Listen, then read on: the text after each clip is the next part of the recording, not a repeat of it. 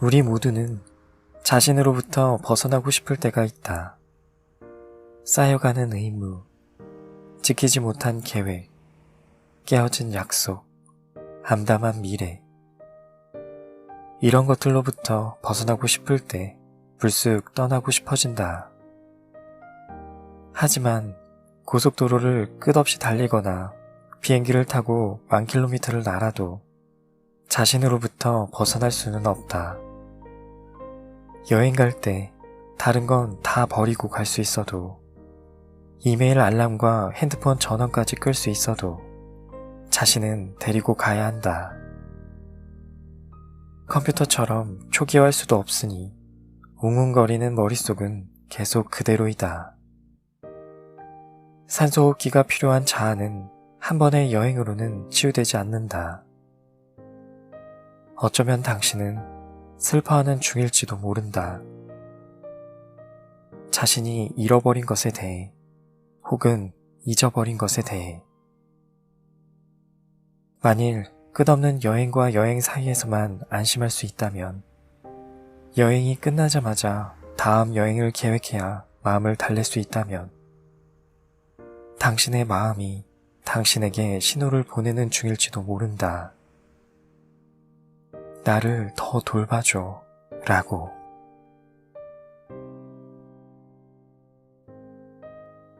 안녕하세요. 책이 빛나는 밤의 기현입니다. 오늘은 김성원 작가님의 넘어져도 상처만 남진 않았다 라는 책을 소개해드릴까 합니다. 인생은 말 그대로 다사다난합니다. 일도 많고 어려움도 많다는 것이죠. 그 모든 고난을 가볍게 뛰어넘으며 앞으로만 나아가기란 쉽지 않은 일입니다. 이 책은 인생의 시련이라는 돌부리에 걸려 넘어지더라도 상처의 이면엔 마음을 채울 수 있는 고마움이 있다고 말합니다. 여러분들도 마음을 따뜻한 온기로 채워줄 수 있는 일상의 고마움을 찾아가길 바랍니다.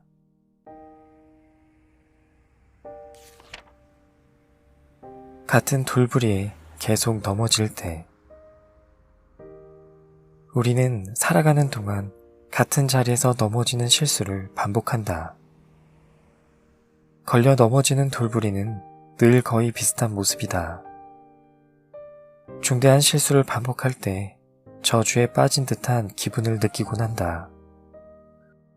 말 못할 고통을 겪기도 한다. 왜 어떤 사람은 계속해서 나쁜 파트너를 만나서 고생할까? 왜 어떤 사람은 믿었던 친구에게 사기당하는 경험을 반복할까? 비슷한 문제를 반복해서 겪는 사람을 볼 때마다 이렇게 말해주고 싶다. 실수의 원인이 되는 문제가 치유의 기회를 간절히 기다리기 때문이에요. 라고. 지금은 해결하지 못하더라도 나중에는 해결할 수 있을 테니 좌절하지 말라고. 모든 것은 변한다. 관계도 변한다. 첫 번째, 두 번째, 세 번째 나쁜 파트너를 만났던 사람이라도 네 번째에는 소울메이트를 만날 수 있다.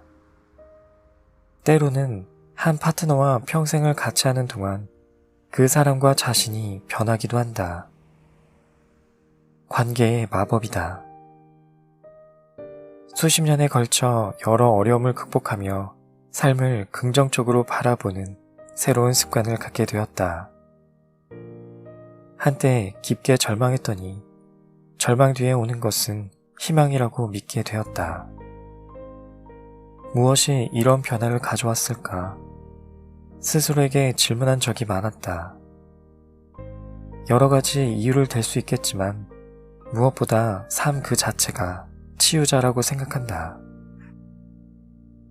정신분석학자 카렌 호나이는 자기 분석에서 생활 자체가 가장 훌륭한 의사라고 표현했다. 나는 이 표현을 열렬히 사랑한다. 경험을 통해 일상의 골목길에는 좌절을 극복할 수 있는 기회들이 곳곳에 숨어 있다는 것을 알게 되었기 때문이다. 당신이 직장에서 상처받고 우울할 때는 독서클럽에서 만난 친구가 당신에게 용기를 줄 수 있다. 당신이 가정에서 버림받은 기분일 때는 따뜻한 연인이 당신의 아픔을 치유해 줄 수도 있다. 고통스러운 삶을 견디는 것은 식물을 키우는 것과 비슷하다. 식물은 정해진 시간에 물을 주고 햇볕을 쬐어주고 바람을 통하게 해주면 조금씩 자라 꽃을 피운다. 우리의 일상에 규칙적인 정성을 들이면 지금 당장은 초라해도 조금씩 마음의 회복력이 자란다. 때로는 라디오를 듣는 것도 그중 한 가지 처방이 될 수 있다. 언젠가 유희열의 라디오 천국의 청취자분이 이런 이야기를 해주었다. 그때 심야의 라디오가 상처를 치유해 주었다고.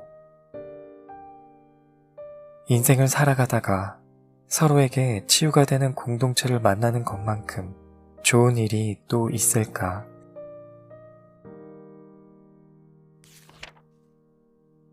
우연한 기적. 여행은 단순하게 우연히 시작된다. 어린 시절에 버스를 타고 종점까지 가본 적이 있다. 종점에 내린 뒤에 다시 버스를 타고 집으로 와서 늘 하던 것처럼 숙제를 했다. 그저 버스를 조금 더 오래 타고 싶었을 뿐이었다. 버스 창문으로 스쳐 지나가는 거리의 풍경이 좋았기 때문에 가만히 앉아 있는데 움직이는 창밖 풍경이 신기했다. 어릴 때는 창밖 풍경이 뒤로 가는 걸 구경하고 싶어서 차를 탈 때마다 설레곤 했다. 그것이 내가 혼자 해본 최초의 여행이다. 여행은 우연히 시작되어 우연을 만나는 과정이다. 그리고 새로운 추억이 생길 때마다 여행지는 새 이름을 갖게 된다. 내게 해운대는 원빈보다 잘생긴 큰빈이를 만난 해변이다. 을왕리 해변과 대부도는 내가 아담이와 이브라는 이름을 가진 비숑프리제 강아지들을 데리고 여행했던 해변이다. 아담이는 이 책을 마무리할 때쯤 무지개 다리를 건넜다. 을왕리 해변과 대부도는 그때의 추억 때문에 아담이 이브와 함께한 해변이 되었고 내가 가본 해변 중에 가장 아름다운 해변이 되었다. 여행을 많이 하지 못했고 유럽 여행은 시도해본 적도 없다. 늘 일에 쫓기며 살았다. 하지만 인천에 가도 오스트리아 빈에 간 것처럼 행복하다. 꼭 10시간 넘게 비행기를 타고 근사한 호텔에서 조식을 먹어야 좋은 여행은 아니니까. 여행지에서 만나는 작은 행운들의 의미를 부여하면 여행은 충분히 만족스러운 것이 될 수 있다. 이것은 삶의 모든 순간에도 적용된다. 뜻밖에 찾아온 큰 행운은 당연히 우리를 기쁘게 한다. 그런데 작은 행복에서 큰 행복을 느끼게 되는 순간도 있다. 나는 후자를 자주 경험하는 사람이 행복과 가장 가까운 곳에 있다고 생각한다. 알베르트 아인슈타인은 이 세상에는 두 가지 사람이 있다. 기적이 없다고 생각하는 사람과 모든 것에서 기적을 발견하는 사람이 있다. 라는 말을 남겼다. 어떻게 하면 모든 것에서 기적을 발견할 수 있을까? 자신에게 너그러운 태도, 희망을 간절하게 구하는 마음, 사랑을 믿는 것. 이 세 가지가 기적을 발견하는 눈을 선물한다.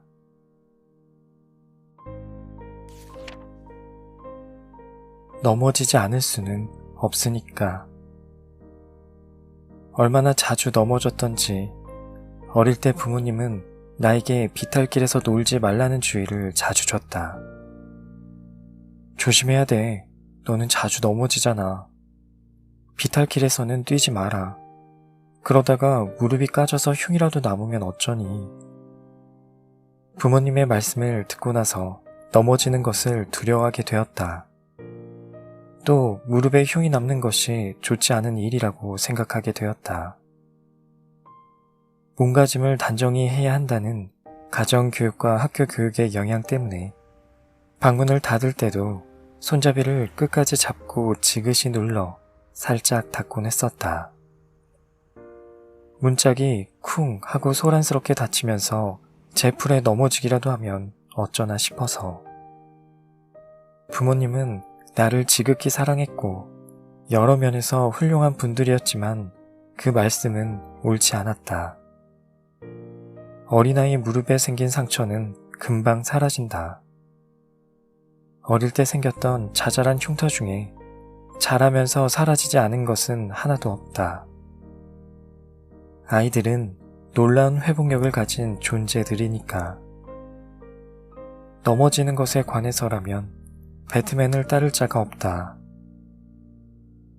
영화 배트맨에서 브루스 웨인과 알프레드 집사가 보여주는 예의 바른 브로맨스는 우리가 넘어지는 것은 일어서는 법을 배우기 위해서입니다. 라며 알프레드 집사가 손을 내미는 장면에 이르러 절정에 달한다. 나는 잘 넘어지는 아이였기 때문에 이 대사를 듣고 알프레드 집사를 사랑하게 되었다. 그의 따뜻한 돌봄에 큰 감명을 받았다. 부모님을 떠나보낸 뒤에는 나 역시 고아의 기분이었기 때문에 알프레드 같은 집사가 있다면 얼마나 좋을까 하고 생각한 적이 있다. 부럽다, 배트맨. 그리고 알프레드 집사에게 감사의 마음을 보낸다. 알프레드는 치유자의 영혼을 가진 사람처럼 보인다. 넘어지지 않을 수는 없지만 빨리 일어날 수 있도록 근육의 힘은 키울 수 있다. 넘어짐과 일어섬의 과정을 통해 이전의 나보다 더 큰 사람이 되어간다. 인간은 모두 제각기 다른 재능과 잠재력이 있다. 어떤 잠재력은 위기를 만났을 때에야 비로소 튀어나와 개발된다. 그것이 가혹하다는 것을 알고 있다. 하지만 넘어질 때 손을 내밀어주는 사람도 있으니 그래도 인생은 좋은 것이다. 알프레드, 내 손을 잡아줘.